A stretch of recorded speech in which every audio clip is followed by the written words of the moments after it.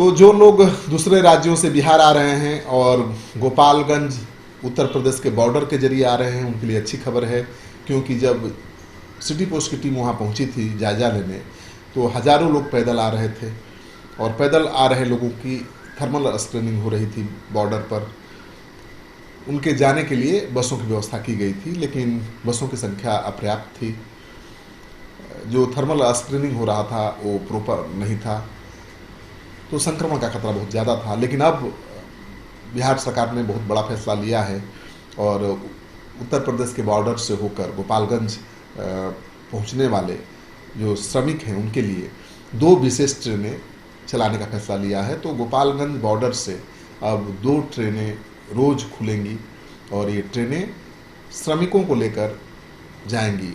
तो ये अच्छी खबर है कि जो श्रमिक हैं हज़ारों किलोमीटर का पैदल सफ़र तय करके बिहार पहुंच रहे हैं, उनके लिए 2 स्पेशल श्रमिक ट्रेनों का परिचालन शुरू किया जाएगा। और ये श्रमिक ट्रेनें कुचायकोट के जलालपुर स्टेशन से अररिया सुपौल जाएंगी। तो रास्ते में जो भी जिले आएंगे वहाँ के मजदूर उस पर जा सकते हैं। तो 2 श्रमिक ट्रेनों की शुरुआत हो रही है। ये बहुत राहत वाली खबर है, क्योंकि कई राज्यों से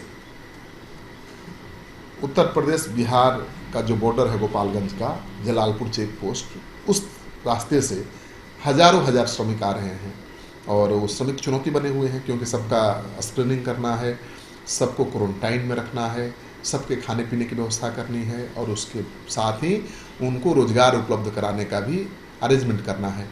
क्वारंटाइन सेंटर से मजदूर निकलेंगे तो फिर खाएंगे क्या, काम कहाँ मिलेगा उनको। तो क्वारंटाइन सेंटर से 14 दिनों के बाद या 20 दिनों के बाद जब वो निकलें तो उनके लिए काम उपलब्ध होना चाहिए, रोजगार उपलब्ध होना चाहिए। तो सरकार कई फ्रंट पर एक साथ काम कर रही है। एक तो मजदूर जो बाहर से आ रहे हैं उनको कोई तकलीफ ना हो, मजदूर जो बाहर फंसे हुए हैं उनको लाने की व्यवस्था भी हो रही है। ट्रेनों से रोज़ हज़ारों मजदूर आ रहे हैं। जो मजदूर या प्रवासी निजी गाड़ियों से आना चाहते हैं उनको आने की छूट दे दी गई है। जो लोग भी बिहार पहुंच रहे हैं उनका हेल्थ चेकअप हो रहा है, उनकी स्क्रीनिंग हो रही है, उनको जिलों में क्वारंटाइन में रखा जा रहा है, उनके खाने पीने की व्यवस्था की जा रही है। और इस दौरान जो श्रमिक हैं उनके लिए रोजगार मुहैया कराने की रणनीति पर सरकार काम कर रही है। तो ज़्यादातर जो मजदूर हैं क्वारंटाइन सेंटर से निकलने के बाद मनरेगा के तहत काम में लग जा रहे हैं और बिहार सरकार का दावा है कि अब तक 50,000 से ज़्यादा मजदूरों को मनरेगा में काम दिया जा चुका है।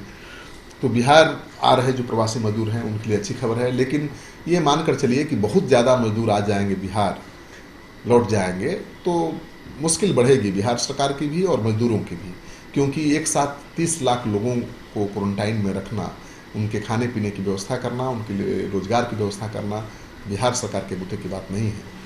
तो बिहार सरकार कोशिश जरूर कर रही है, लेकिन अब बहुत दिन लॉकडाउन रहने वाला नहीं है।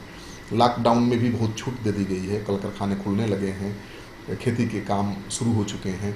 तो मुझे लगता है कि जो मजदूर काम की तलाश में बाहर गए हैं, अब तक वो रह गए वहाँ अगर, तो उनको वहीं इंतज़ार करना चाहिए, वहीं काम ढूंढना चाहिए, बजाय बिहार वापस लौटने के। इस वीडियो को ज़्यादा से ज़्यादा लोगों के साथ शेयर करिए, ताकि जो मजदूर फंसे हैं, जो बिहार आ रहे हैं, उनको पता चले कि उनके लिए बिहार सरकार क्या कर रही है, उनके लिए कहाँ से ट्रेन उपलब्ध है, कहाँ उनको क्वारंटाइन में रखा जाना है और क्वारंटाइन में रखने के बाद उनके लिए रोजगार की क्या व्यवस्था हो रही है। आपका सहयोग समर्थन लगातार मिल रहा है, इस आगे बनाए रखिएगा। अगर आपने अब तक हमारा चैनल सब्सक्राइब नहीं किया है तो जरूर कर लीजिएगा। आपका सहयोग समर्थन सिटी पोस्ट के लिए बहुत मायने रखता है।